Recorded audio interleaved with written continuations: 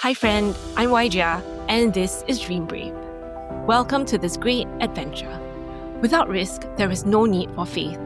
Yet, so many of us hold back because the cost of saying yes seems too great. We forget that what we desperately hold on to is an illusion. The enchantment of security lulls us into taking risks every single day for ourselves while being immune to the call of risk-taking love on the Calvary road of Christ.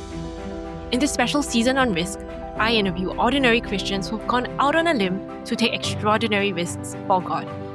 My hope is that these stories will encourage you to put all you are on the line to obey God's call for your life, as you remember that thousands of decisions we make every day put us closer to the cliff's edge than the occasional clarion call to obey God. May these stories change your perception of risk-taking and empower you to recalibrate risk so you might, by faith, wisely take the risks He presents so that you may be thrust forth into the adventure He has waiting for you. If God has called you, then no matter what the cost, the risk will always be worth it. Confronting our loved ones with hard conversations, especially when they're older than us, emotionally immature, or when we know they'll disagree with us, can be a huge risk.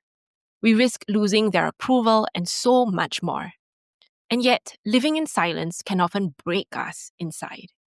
In this episode, I sat down with Bronwyn Leah, former lawyer and now pastor, leadership coach, and editor at Propel Women, to hear why having brave conversations is so important and how to do so with clarity, kindness, and honesty, all while acknowledging that we have no control of the outcome. This was a heartbreaking yet healing, uncomfortable yet vulnerably uplifting conversation. I know that this will strengthen you. Bronwyn hails all the way from South Africa but now lives in California. Bronwyn and I go a long way back because she's opened several doors for me to serve and speak in the States. And I remember when I first met her in person during my Dream Brave book tour, I just cried. It was such an emotional moment. She's also written a book called Beyond Awkward Side Hugs about helping Christian men and women build healthier communities by living into their identities as brothers and sisters in Christ. So as you can see, Bronwyn has such a big heart of hospitality. So I'm so happy that she talked about the risk of having hard conversations with our loved ones. Wow. I hope that you will love this episode. Bronwyn, thank you so much for being with us on our new risk season of episodes. I'm so excited to have you with us because I know you've walked through so many different exciting and courageous decisions. And so I want to start off by asking, what was one of the greatest risks you've taken in your life? I've taken some fun risks. Getting married was risky. Moving to the States was risky.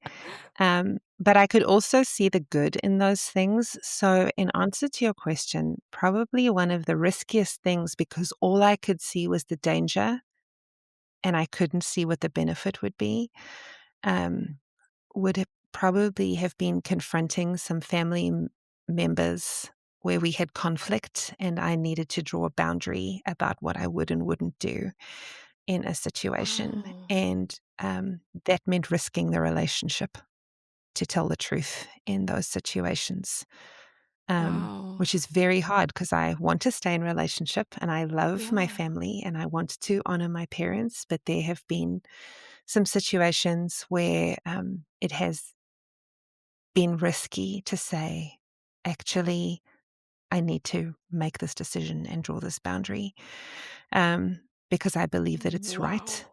And for me to not say this or not do this would not have integrity. But to say it was hurtful and hard. Wow, Bronwyn, this was totally not where I expected our direction to take. But because when we think of risk, we think of like doing great things for God. I thought you would share about, the most courageous thing you did was to move from South Africa to California, one of these big, huge things. But you've totally turned this conversation around because, one of the riskiest things is confronting family members. And I think, especially in this part of Asia, that's a huge thing. A lot of Asian families are very, I'll use this psychological term, they're very enmeshed. The idea of honoring your parents or the idea of submitting or honoring through a cohesion is very, very strong. And any deviation from that homogenous way of following the culture is considered not just sinful or wrong, but extremely dishonoring and disrespectful, bringing shame onto everyone. Could you share a little bit about your culture in South Africa and how that kind of played into this maybe family drama of sorts?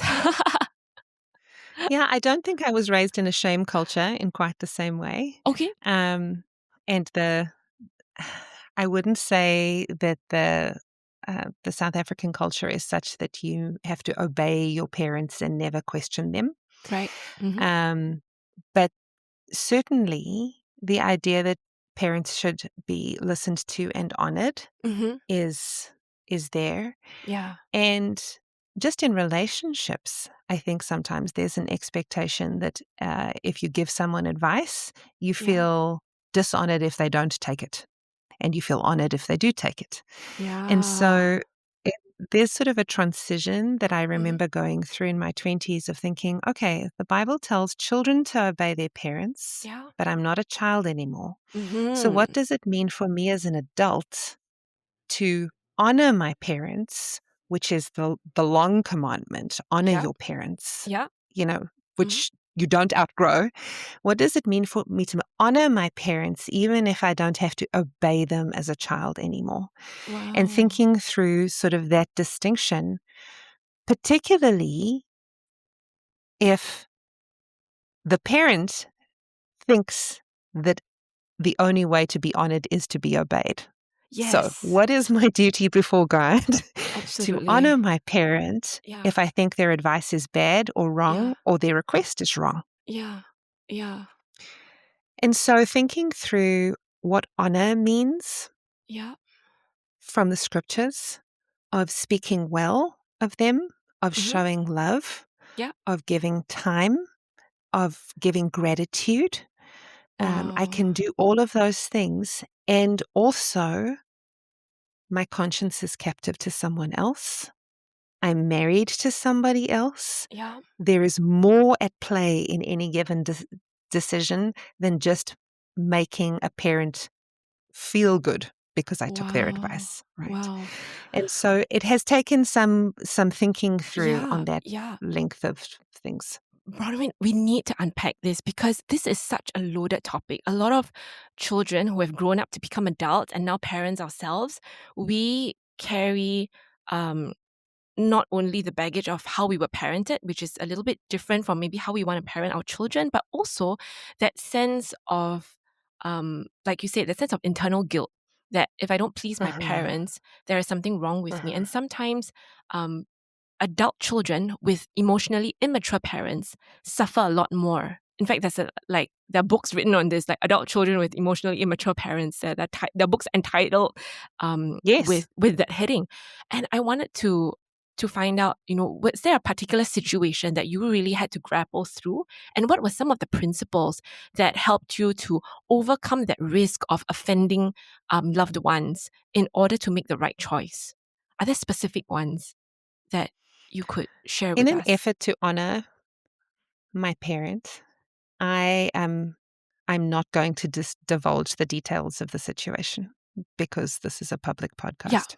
for sure. But let me say this much that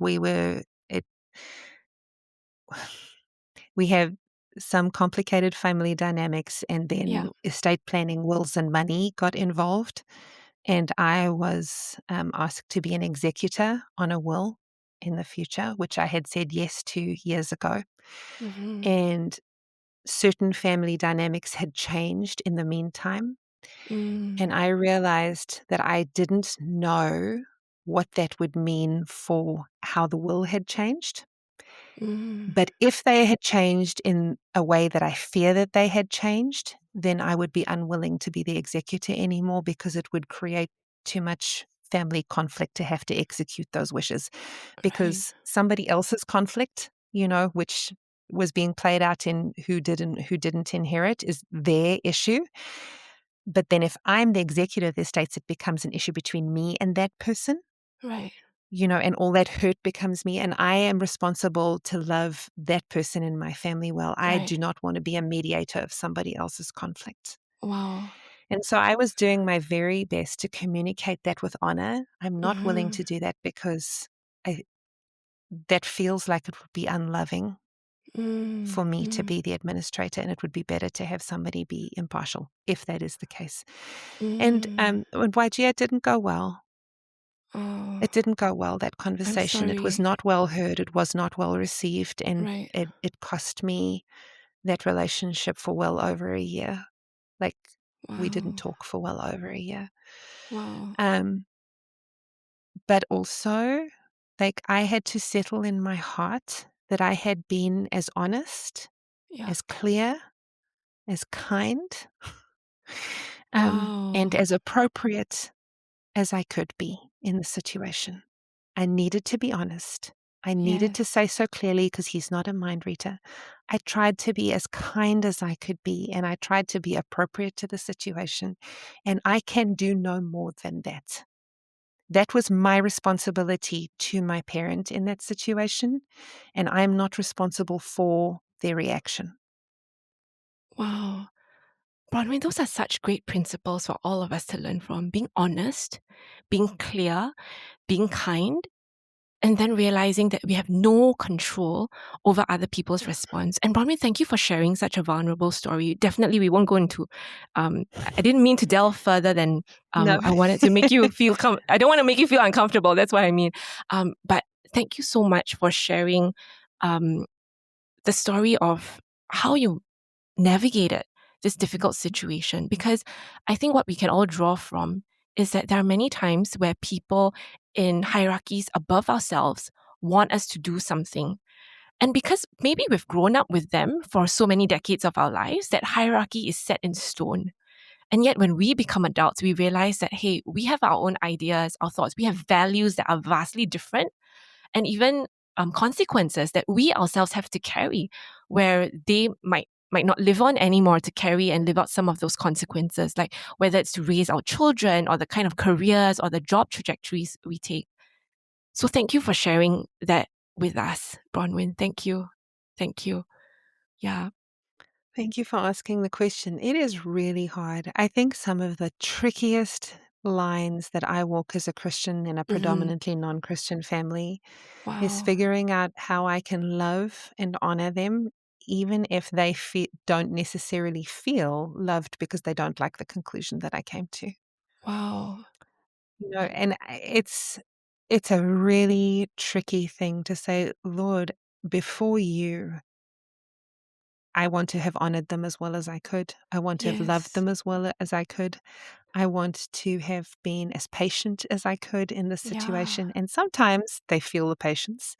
And Yeah. sometimes they get mad and say, you're being judgmental and you're being a Yeah. self righteous Christian, or you're being a whatever, swear words Yeah. have been used, or Wow. you're being narrow minded. And I wish they didn't think those things of me, but I can't change what they think. I understand, Bronwyn. My conscience just needs to be clear. Wow. Wow, Bronwyn, what you've just shared with me is so divine. It's divine timing. It's deeply encouraging because, like you, I also come from a family, an extended family of predominantly pre believers. And right now, as our family makes the transition to Tanzania, as you know, my so called, I don't like to use this word like my ministry, but you know, the things that I'm involved in as they become more public, Mhm, whether it's on social media or just in the news, etc. I've been mhm, receiving some very difficult messages or even face-to-face confrontations with family members about how they think I'm doing this for my personal benefit and being selfish to my mhm, children, etc. So when all this so-called vitriol is being hurled at me, or threats of being cut off from the family, etc., these things can get really real and hard.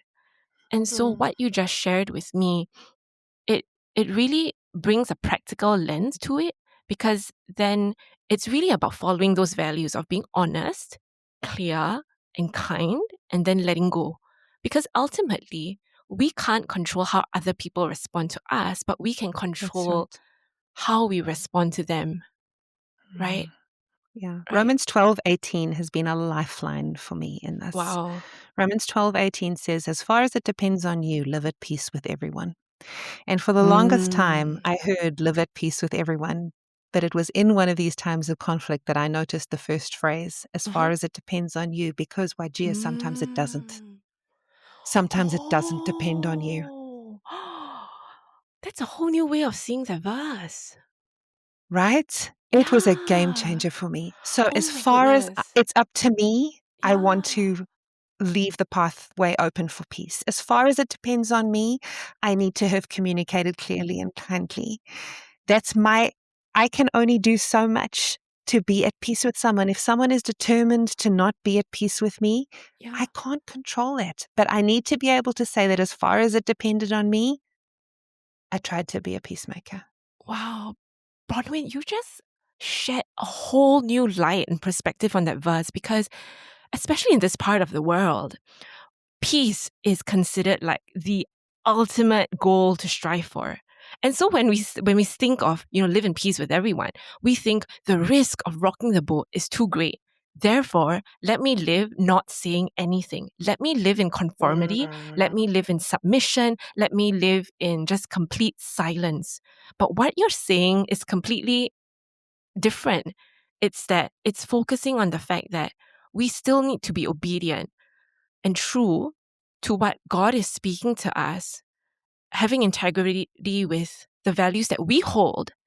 And so, as far as it depends on us, to honor, to love, to be kind, to be honest, but to leave the rest to God. Hmm. That is incredible. It doesn't always work out the way we want, but I also don't know how else to handle it. Yeah, yeah. You It know? reminds me of what Pete's. Yeah, absolutely, absolutely. I think it's so courageous of you, Bronwyn, to share this story. Thank you so much for your courage to be so vulnerable, but also to bring up something that is so deeply important in so many of our lives. I remember reading Pete Scazzero's Emotionally Healthy Spirituality, and he always talks about integrity and duplicity and how actually being at peace with people while disagreeing inside is actually duplicitous. It's a Hmm. lack of integrity. And what he calls us to do is to climb the ladder of integrity. So if we Google a ladder of integrity, there's actually like a ladder system that we can bring up difficult topics and how to raise hard conversations. But Bronwyn, even just going into that conversation is a risk because, like you It mentioned, is risky. there's a huge cost to pay, a personal cost, and that can affect our emotional health, our mental health, especially if we're emotionally enmeshed with parents who have very strong opinions already.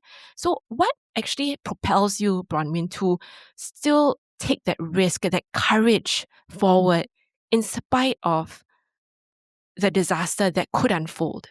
Because that fear can sometimes keep a lot of us trapped where we are to say, I don't want to say anything, you say it, or if I don't say it, you don't say it, then let's just wait for time to pass and wait for this whole thing to blow over. Yeah.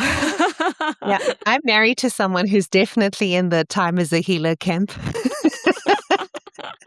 And, sometimes he's absolutely right. Hmm. Sometimes waiting Hmm. does actually take some of the heat out of the conflict, and we True. have wisdom and perspective when we've waited. But True. there's also a time to speak. Right. Ecclesiastes says there's a time to speak and there's a time to be silent. And sometimes we have to speak what is true in that situation and bear witness to the fact that that we're submitted to righteousness more than we are submitted to our fear of other people's expectations. Oh, I love this. This is such a gem. Be submitted to righteousness more than being submitted to the fear of men. Yeah, and other people's expectations. Yeah. Wow, that blows my mind because last night Cliff and I were talking about Moses. You know Moses, I mean the midwives, his parents, they defied like the king's order to kill all the baby boys. And because of that, Hmm. like Moses led an entire generation out of slavery. And we were just talking about how it's so important to first hear the voice of God because God is the authority above all authorities in our lives. So when you said submit to righteousness more than submit to the fear of man, wow, that just blew my mind, Bronwyn. Wow. Wow. That's so many times, Wajia. Mm-hmm. My, I mean, I would love to have like a favorite verse of the Bible that feels like it's like one of these power life verses. That is not. Honestly, like my go-to verse over the years has Yeah. been John 6:63, Mm-hmm. where Jesus has been saying some hard things and the disciples come to him and they're like complaining about it. And Jesus says, well, are you going to leave me also? Because you don't like what I'm saying. And they say, well, where else will we go? You have the words of eternal life. And again and again and again, I have come back to this verse and said to the Lord, I don't like my options here. Like Yeah. doing doing what is right here doesn't feel good. But Yeah. doing the other thing also doesn't look like it's going to yield very good results. So where else am I going to go? You have the words of eternal life, so I guess I'll submit to you. Like the submission to righteousness often feels like the least terrible of the options. But really, what else are we going to do?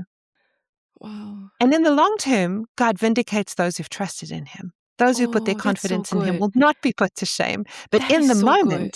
in the moment, I feel like the Lord has said to me again and again, are you going to leave me over this? Are you going to do what's easy? Are you going to and I have to say, well, where else am I going to go? You know, Thank you for I'm being so not a real, joyful Bronwyn. submitter. Thanks for being so real. I think we all Yeah, need I that. guess I'll stick with you. That is such a No good one has one. turned that verse into a bumper sticker. I've never seen it on a Christian coffee mug, but honestly, it has saved my faith again and again and again because where else am I going to go? Wow. Wow. Oh, I love that, Bronwyn.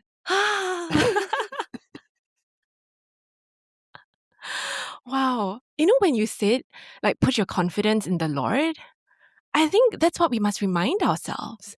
Because, in the heat of the moment when family members or loved ones are confronting us or when there are accusations hurled at us, oh, and it's just so hard. Even I think something as simple as maybe not everybody has family drama, but everybody has relationships. And sometimes confronting someone else about something as simple as when you said this, I felt this, that can be quite hard. Are there any like practical handles you use in terms of going into a difficult conversation? You said one of your strategies was waiting and being patient. The other thing was, being honest, clear, and kind. One thing Cliff and I use is that we need like really, really practical handles because we're both very intense people. But one thing we say is that we keep it to a pattern.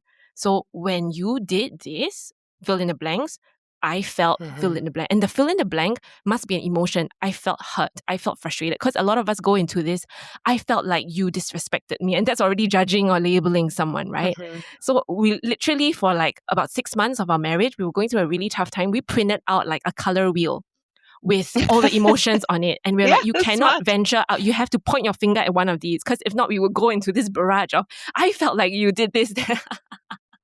And So are there, disrespected is not really a feeling. yeah, Like, yeah. that's still a tacit accusation that you didn't respect me. I felt hurt or unseen or invisible or whatever the case may be. you, Like, you see why we needed that real yeah, Bronwyn? yeah, it's so good.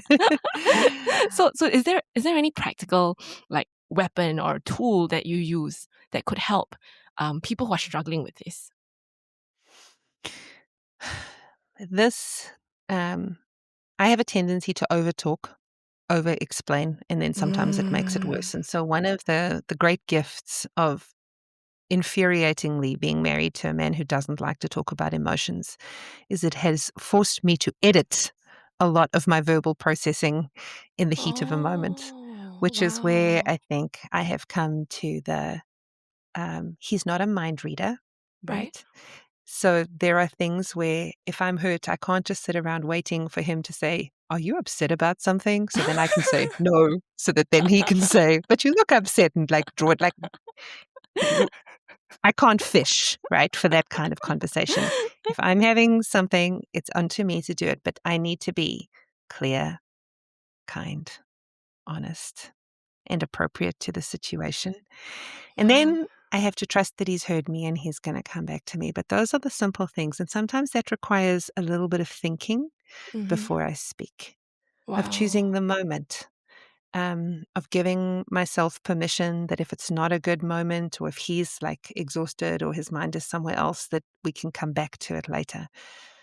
But I do need to tell him what's going on or tell the person what's going on. Mm. And I sometimes need time to get to clarity. I sometimes need Mm. prayer to get to honesty. Right. um, and the counsel of friends can be helpful with appropriateness because you can't Yeah. always share all of a thing, but Yeah. you need to Yeah. figure out which thing is the right thing to share Right. in that situation. So clear, Oh. kind, honest, and appropriate. Oh. Um, Oh, I like that. I and like a that. little bit of time sometimes so that they're not a mind reader, Yeah. you know, Yeah. I and then think they what have a chance to think. yeah, I think what you've highlighted is something we all could do a little more of is internal processing, like appropriate Mm, internal processing so that when it comes out of us, it's measured and it's thought through. So like you said, having that mhm. group, that community of friends and knowing who's appropriate to share what with, and sometimes even a little bit of self-restraint can be really helpful. Yeah. And since you talked about community, Bronwyn, one thing I thought to jump on was also, when we have difficult confrontations with loved ones, one thing I personally have found useful, and I would love for you to weigh in on this, is to actually get a small group. And sometimes it could even be just Cliff, if it's my husband, if it's something super sensitive, but just getting him to pray in the background and us knowing that the worst case scenario could be this. And if this happened, are we okay? So it's actually pre imagining the worst case scenario in a sense that to me is like counting the cost and then understanding why we are okay with it. So going into that conversation almost like equipped in our minds to know that I've counted the cost. This could be the worst case scenario, and I would still do this because God has called me to, or this is the verse I'm holding on to, so that when I come out of it, like with arrows and feeling like I'm bruised and beaten, I look back at my little script and stick to it. And I also have like one or two other friends who said, Waija, you did well, just to affirm me to get through the rest of the week or even months ahead. Mm. Yeah. Yeah. Those are some really great healthy practices. Wow. Bronwyn, this was really an unexpected conversation about risk, but I've learned so much for you. Again, I deeply appreciate your vulnerability. Thank you for going into some uncomfortable places with us. I feel like I've been healed just listening to you. So thank you for that. Yeah. I'm going to end off our podcast by asking you, who's someone that you look up to with regards to risk taking? Um, I work with Christine Kane, and I really am amazed at the risks she takes for Mm, Jesus. Just bold things, I think, to start an anti trafficking organization, to step into spaces no one has ever been before, to start Propel Women, the women's ministry that mm, um, was unlike any women's ministry that existed in the States. And those are sort of the big flagship things yeah. that I see her listening to God and um, taking counsel, but Mm-hmm. then doing some very brave things in it. Oh, And having worked with her for a couple of years and kind of watched her in that process handle that with integrity is deeply encouraging to my faith. wow. Thank you for sharing, Bronwyn. I'm going to say one person that I look up to with regards to taking risks. I'm going to add you to my list. Thank you. Yeah, yeah. No, I'm I'm serious. honored. I'm serious. I'm serious. And complete the sentence for me. Take a risk for God because, Take a risk for God. Because where else are you going to go? He has the words of eternal life. wow, that is the best way to end this conversation, Bronwyn. Where are you going to go? I should just title this episode that, Where Are You Going to Go? Seriously. Bronwyn, thank you so much for this conversation. I don't think I've been in a conversation recently where I've had laughs and tears and uncomfortableness and healing all at the same time. So this was so great. So fun. Thank you so much for having me. Thank you so much, Bronwyn.